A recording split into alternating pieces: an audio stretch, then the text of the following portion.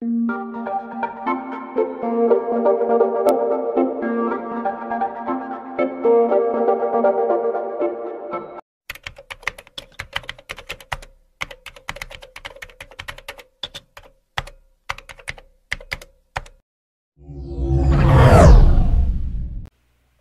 POV. Hindi talaga ako makatulog. Lumingon ako kay Wanan at yung nagsasabi na hindi daw siya makatulog, siyang tulog na ngayon. Naghihilik pa. Nagayapang magbato-batopik. Bata lang. Tuluyan na akong humarap kay Warren. Nakarap din siya sa akin kahit papano. Nakikita ko pa rin ang mukha niya kahit masyadong di mang ilaw. Gwapo talaga siya. Makapal ang mga kilay niya. Maganda ang panga niya at kitang-kita ang paggalaw kapag umiigting yon. Tapos yung ilong pa niya matangos talaga. Kapag naka-sideways siya, ang ganda ng ilong niya. Idagdag pa ang labi niyang medyo pale ngayon dahil nga may sakit siya. Mukha pa lang ni Warren talagang panalo na.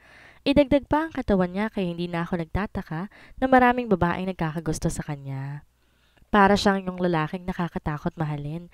Kasi kapag nagsawa siya, pwede kang iwan lang basta-basta dahil hindi siya mahihirapan na maghanap ng kapalit. Kumilos siya para hilahin ang isang unan na nilagay ko sa pagitan namin. Akala ko gising siya, pero nakapikit pa rin naman siya. Niyakap niya yon. Tahimik lang akong pinapanood siya.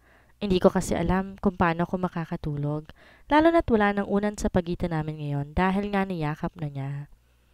Tumalikod siya sa akin habang niyakap ang unan. Nakatingin lang ako sa malapad na likod ni Warren. Tulog naman siya, kaya hindi niya mararamdaman na tinitingtigan ko siya. Muntik na ako mapaatras nang muli siyang humarap ngayon. Nahigit ko ang hininga ko nang parang batang sumiksik siya sa akin. Nahigit ko ang hininga ko nang yakapin niya ako. Warren? Tawag ko sa pangalan niya, pero hindi ito sumasagot. Tulog na tulog siya. Hindi siya gumagalaw. Sinubukan kong alisin ang kamay niya na nakayakap sa bewang ko, pero bigla yung lumaglag ulit kapag tinataas ko. Ilang beses ko yung ginawa at talagang ganun pa rin ang nangyayari, kaya asar na tumingin ako sa kanya. Napabuga na lang ako ng hangin at asar na tumingin sa kanya. Kulang na lang umunan siya sa dibdib ko. Tinaas ko ang isang kamay ko at malakas ko siyang pinalo sa braso. Ouch! Sigaw nito. Buisit ka. Gising ka kaya lumayo ka nga sa akin? Yamot na saad ko at itinulak ko siya. Max, late na. Matulog na tayo, huwag ka na magulo. Nakapikit na wika nito at ayaw bumitaw ng yakap sa akin. At ako pa ang magulo sa aming dalawa. Siya to nagpapanggap na tulog at nangyayakap eh. Paano ko makakatulog kung nakapulupot ka sa akin? Mas hindi mo naman gugustuhin kung nakabaon ako sa'yo. Matalim ko siyang tinignan. Yung bibig talaga niya masarap tahiin minsan. Gusto mo ikaw ang ibaon ko ng buhay? Kinurot ko siya ng pino sa tagiliran niya. Kitang-kita ko naman na namilipit siya sa sakit dahil sa ginawa ko. Napangiwi siya pero walang boses na lumalabas sa bibig niya. Bumangon akong muli. Ito na yata ang pinaka-stressful na gabi na naranasan ko. Todo titig pa naman ako sa kanya, tapos gising pala siya. Max, masakit, daing niya. Binitiwan ko ang pagkakakarot ko sa kanya at napahawak siya doon. Napadapa pa siya sa kama. Max, tumatanggap ako ng kalmot sa likod pero wag naman kurot sa tagiliran. Reklamo nito kaya muli kong pinalo ang likod niya. Napataas pa ang ulo nito sa ginawa ko. Battered friend na ako, Max. May sakit pa ako. Paalala nito. May sakit pa siya pero ganito na siya. Paano na kaya kung wala? Baka mas malala pa siya. Tsaka parang dinadahilan na lamang niya ang sakit niya eh. Buisit ka kasi. Pati ba naman ako pag nanasaan mo? Ines na saan ko. Nakalimutan mo na ba na tropa tayo? Kaya siguro dito mo ako pinatulog dahil may balak kang masama sa akin. Nagdududang tumingin ako sa kanya. Tumihaya siya ngayon. Nagtama ang mga mata naming dalawa. Paano kung sabihin kong gusto kita? Natigilan ako sa tanong niya. Bigla akong naparanok at ramdam ko ang pagbilis ng tibok ng puso ko.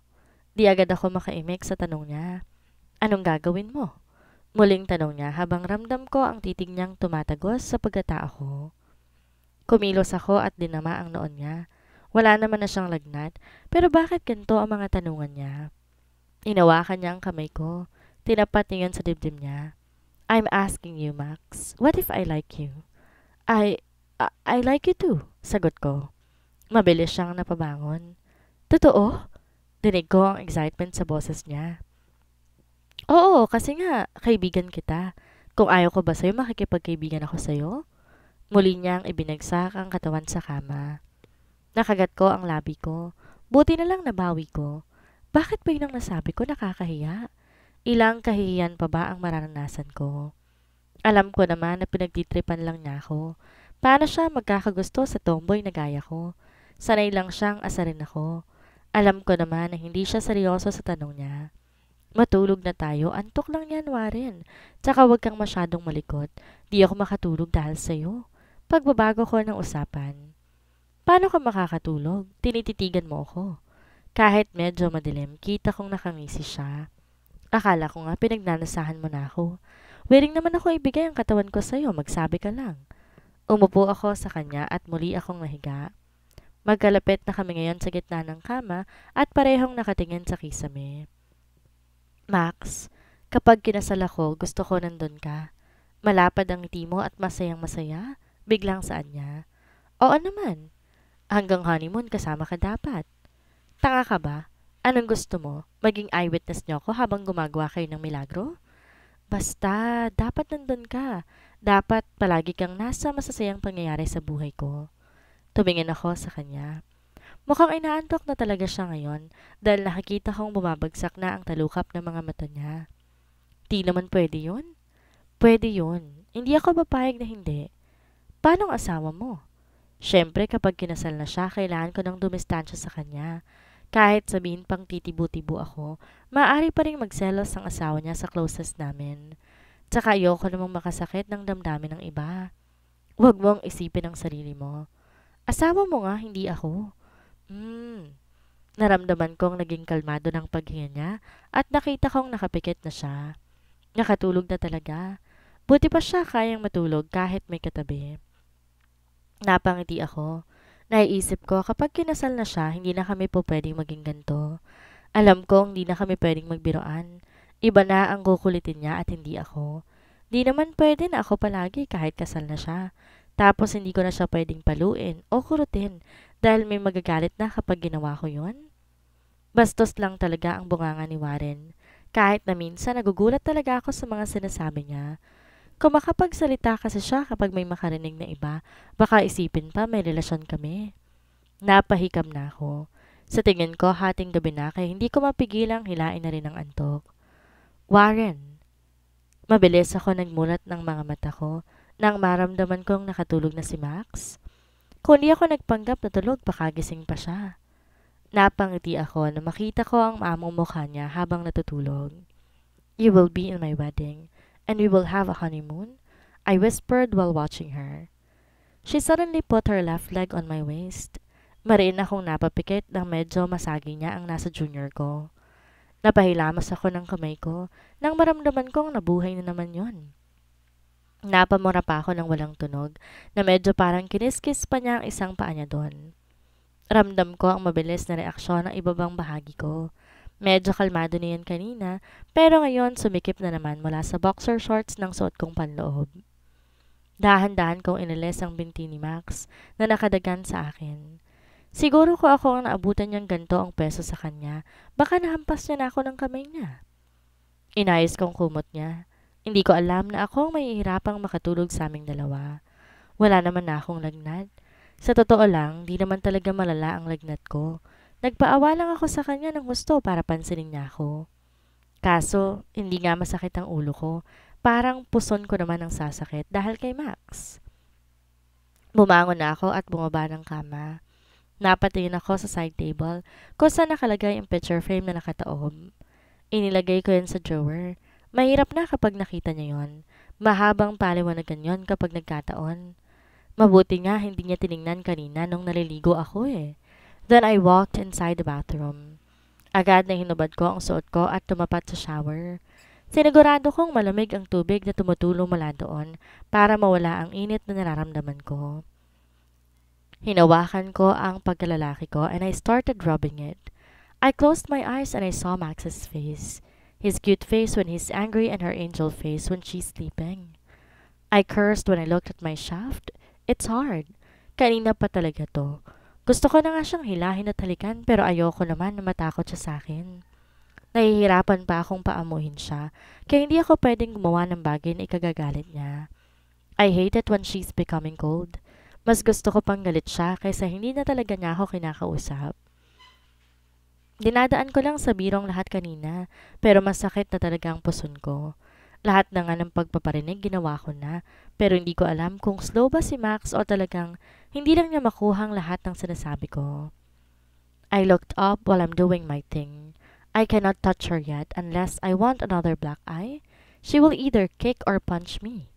Max, I moaned her name.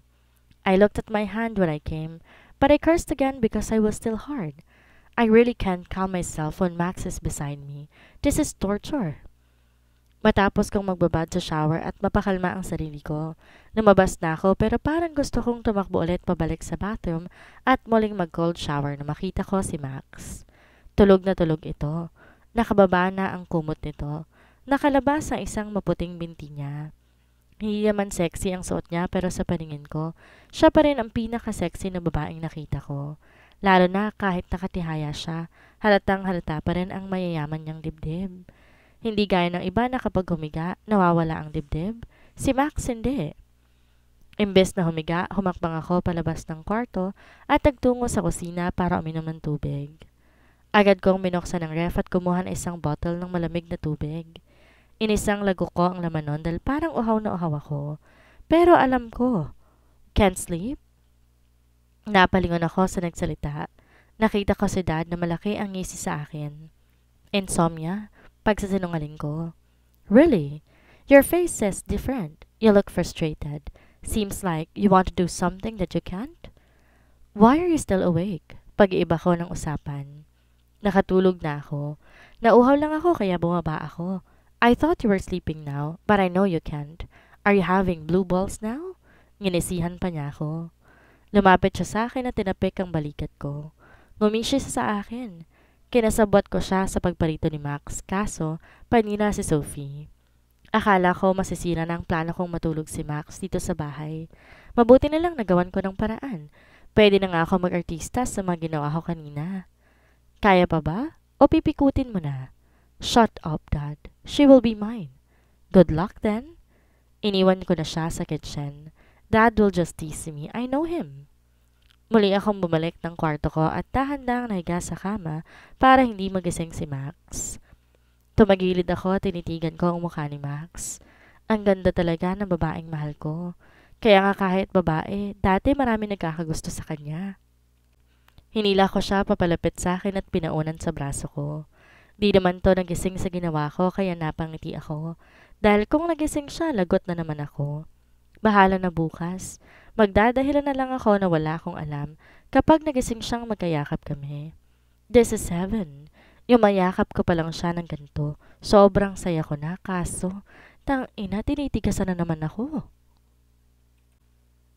Max. Unti-unti kong iminulat ang mga mata ko. Inikot ko ang mata ko na makita ko ang hindi pamilyar na lugar. Muntik nang lumuwa ang mga mata ko na makita ko ang pwesto ko. Kulang na lang pumatong ako kay Warren. Nakadanta yung isang hita ko sa kanya. Nakaunan ako sa braso niya habang isang kamay ko nasa dibdib niya. Dahan-dahan kong inalis ang kamay ko sa kanya, maging ang paa ko, pero nahigit ko ang hininga ko nang si Warren naman ang dumantay sa akin. Nilagay niya ang isang hita niya sa mga hita ko, kaya hindi ako makagalaw, lalo na't mahaba ang bias niya kaya mabigat yon. Bago niya pinatong isang kamay niya sa tiyan ko. Inalis ko ang kamay niya. Medyo nahirapan ako sa binti niya pero nakahinga ako na maluwag nang gumalaw siya at tumihaya, kaya't kusang nawala ang pagkakadantay niya sa akin. Maliwanag na. Medyo kita kasi sa kortinang di masyadong maayos ang pagkakatakip sa glass wall, ang sikat ng araw na lumulusot doon. Mabilis na ako bumaba sa kama at napatingin ako kay Warren habang nasa paanan ako. Tinakpan ko ang mata ko na makita ko ang morning wood niya. Alam ko normal yon sa lalaki kapag umaga, pero ba't parang ang laki naman ang umbok niya masyado? Binaba ko ang kamay ko at ipinilig ang ulo ko. Kinikilabutan akong bigla dahil sa takbo ng isip ko. Mabilis na ako nagtungo sa bathroom. Sinuot ko ang suot ko kagabi bago ko nagsipilyo. Pero habang nagsisilamos ako, napahinto ako na marinig kong may tubig na tumutulo. Gayong sarado naman ang faucet na nasa sink. Tumingin ako sa salamin dahil bigla napasigaw ako ng malakas. Nakita ko si Warren nakatayo sa may gilid ko. Nakapikit ito habang umiihi pero dahil nga nasa may gilid ko siya, kitang-kita ko yung hawak niya. Napamulat ito kaya automatiko nabato ko siya ng bottle na nahawakan ko. Mabilis tong nakaiwas at nasalo ang binato ko sa kanya pero nabitawan niya ang hawak niyang pagkalalaki kaya nalantad yon sa mata ko ngayon. Warren, takpan mo nga yung ano mo, lintik ka. Kulang na lang lumabas lahat ng litid sa leeg ko dahil sa pagsigaw ko. Ramdam ko ang pamumula ng mukha ko. Mabuti na lang may sabon ngayon ang mukha ko kaya hindi halata. Napatingin naman to sa baba niya at mabilis na itinago ang pagkalalaki niya. Para ko malalagotan ng hininga dahil kay Warren. Yung itinatago niya nakita ko na. Mas nakakatakot pala yun sa personal. Pakiramdam ko, nawasak ang mga babae niya dahil doon. Hindi na rin virgin ang mga mata ko dahil sa kanya. Siya na lang palagi ang saralin. Hindi ko kasalanan. Binato mo ko. Saan nito na parang nagising na? Eh bakit ka kasi biglang pumasok? I was still sleepy. Tsaka ano naman kung nakita mo? Brothers naman tayo, hindi ba? Tiningnan ko siya na masama at nagawa pa niyang maging sarcastic. Pakiramdam ko nagbabackfire sa akin ng mga sinabi ko sa kanya noon. Ang pangit na nga ng tulog ko. Sinira mo pa ang umaga ko. Reklamo ko sa kanya at naghilamos. Pero late lang naman talaga ako nakatulog pero hindi naman talaga pangit ang tulog ko. Dapat tiningnan muna niya kung may tao bago niya nilabas yung pagmamay-ari niya. Hindi yung basta na lang siyang umiihi. Naghilamos na ako para alasin ang sabon sa mukha ko. Siya na may naramdaman kong lumapit sa may pwesto ko. Na matapos ako maghilamos, gumilid ako at siya naman na naghugas ng kamay. Binuksan niya ang drawer sa may ibaba. Binigyan ako ng isang puting maliit na towel para ipunas sa basang mukha ko. Sa susunod, huwag kang iihi na parang aso. Basta na lang kasing umihi. Di mo lang tumingin kung may ibang tao ba. Nakalimutan ba niyang magkasama kaming natulog kagabi? Kaya naman malamang sa malamang, dito rin ako pupunta sa bathroom pagkagising ko. What? Tama naman ang pag-ihi ko ah. Kasalanan ko ba kung tumingin ka? So, kasalanan ko. Ang aga-aga, mas tirik pa sa araw yang sayo. That's normal, kasi naiihi ako. Anong gusto mo? Hindi tumayo? Tiningnan ko siya na masama. Yun talaga ang unang topic namin sa umaga. Sana lang magka-amnesia ako at makalimutan kong nakita ko. Eh may ugat pa eh. Agad ko na siyang iniwan. Kinuha ko ang bag ko. Umaga na kaya pwede na akong umuwi ngayon? Nagmamadali akong lumabas sa kwarto niya. Ayoko nang makasama pa siya na matagal dahil wala naman siyang kwentang kausap sa totoo lang. Tsaka gusto ko muna siyang iwasan dahil kung siya hindi nahihiya na may nakakita ng sandata niya, ako naman ang nahihiya sa nakita ko. Kinikilabutan ako. Kitang-kita ng dalawang mata ko kanina ang buong kahabaan ni Warren. Mahaba yon tapos mataba. Batuta na ata yun eh. Max, good morning! Masiglang bati sa akin ng ama ni Warren nang makita niya akong bumaba sa hagdan. Para bang hinihintay talaga niya akong bumaba? Good morning po. Magalang na bati ko pabalik. How's your sleep? Did you sleep well? Yes po. Binigyan ko siya ng ngiti pero hindi ko pinahalata na pilit iyon. Anong oras na ako nakatulog dahil kay Warren, kaya late na ako nagising ngayon. Sanay ako na before 5 gising na ako pero dahil napuyat ako, hindi agad ako nagising. Come here, let's eat breakfast. I already asked Joanna to prepare the table. Yaya nito sa akin. Hindi na po. Sa bahay na lang po ako mag-aagahan. No, you stay. I'm still not thanking you for taking care of my son. Saad nito at ginitian ako bago tinuro sa akin ang dining kaya wala na ako nagawa kundi ang sumunod sa kanya. Naupo siya sa kabisera habang nasa kaliwang side naman niya ako. Madaming agahan. Amoy pa lang ng mga pagkain nasa ibabaw ng table parang mabubusog na ako. Eat, don't be shy. You are my son's girlfriend so treat yourself as part of the family. Nakangiting wika nito. Pwede po bang friend na lang? Baka po kasi ibang isipin ng ibang makakarinig kapag girlfriend. Paliwanag ko sa kanya. Kahit ako. Kung hindi niya ipiniliwanag sa akin ng maayos nung una, na female friend palang ibig sabihin niya sa girlfriend, iba rin ang iniisip ko. Ayoko naman na palaging napagkakamalang jowa ni Warren. Baka hindi na siya magka-girlfriend talaga kapag nagkataon. What is wrong with being my son's girlfriend? Ano po kasi, baka po misinterpret lang ng iba. No, Dad. She really does not like me. Max hates me. Sabad naman ni Warren at naupo sa tapat ko. Nasa kanang bahagi siya ni Tito Wilbert.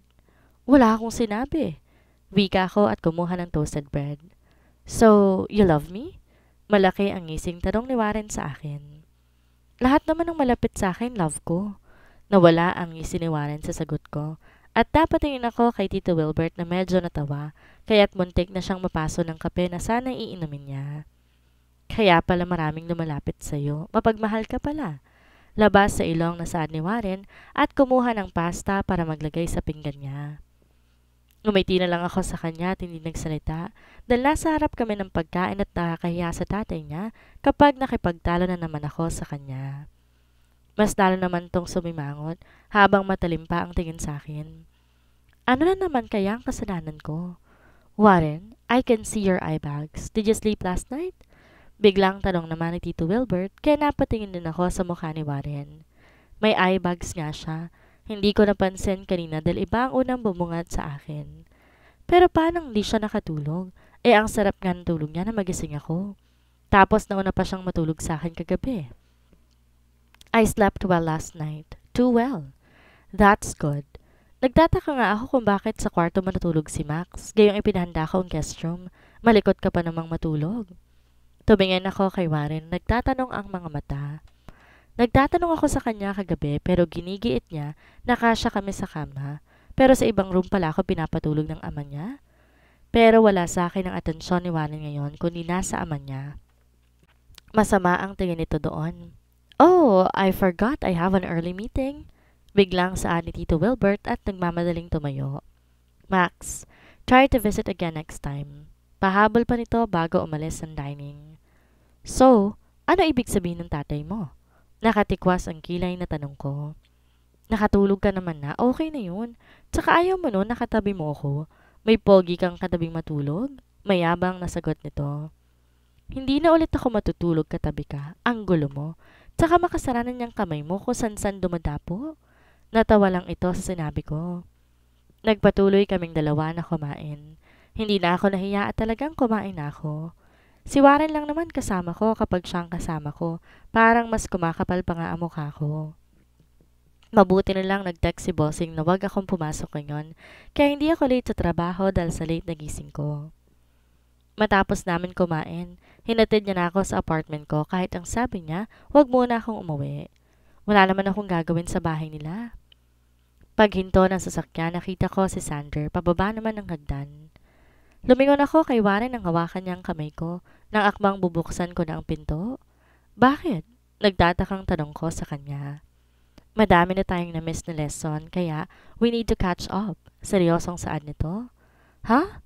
Hinawakan niya ang baba ko. Let us review what you learned, Max.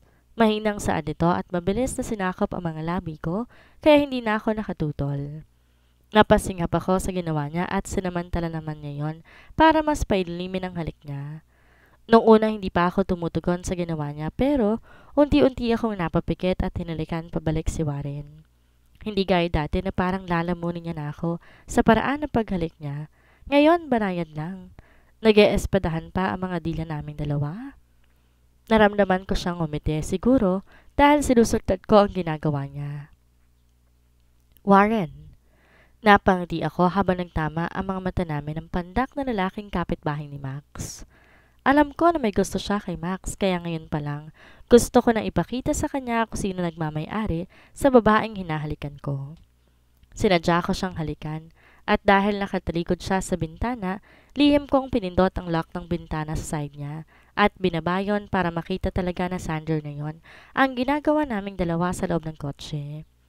I saw the pain in his eyes, but I didn't care. I hope it's enough for him to stay away from her after what he saw. I'm showing him my ownership. He cannot touch what's mine. Then I looked at the woman I'm kissing. Her eyes are closed. Mas sinapo ko ang magkabilang pisngi niya at mas sinilikan siya. Hindi ako magsasawa sa mga labi niya. Mabuti na lang at hindi siya nakahalata na hindi ko naman talaga siya tinuturuang humalik, kundi gusto ko lang siyang halikan kaya ginagawa ko ang bagay na to. Tinapik niya ang balikat ko para patigilin ako sa paghalik sa kanya, pero mapaglarong kinagat ko muna ang pang-ibabang labi niya bago ko huminto. Nanggigil pa ako pero di ko pwedeng ipahalata sa kanya. Ina mo, papatayin mo ba ako? Hindi na ako makahinga ha? Reklamo nito habang masama na naman ang tingin niya sa akin. Mura lang talaga ni Max ang murang tinatanggap ko. Pananakit lang din niya gamit ang mabigat na kamay niya ang palalampasin ko. At least, I can tell that you are a fast learner. Good job. Puri ko sa kanya. I taught her to kiss but she can't kiss anyone but me. Naman, mayabang na tugon nito. I pat her head. That's my girl. Pasimple akong maling tumingin sa hagdan.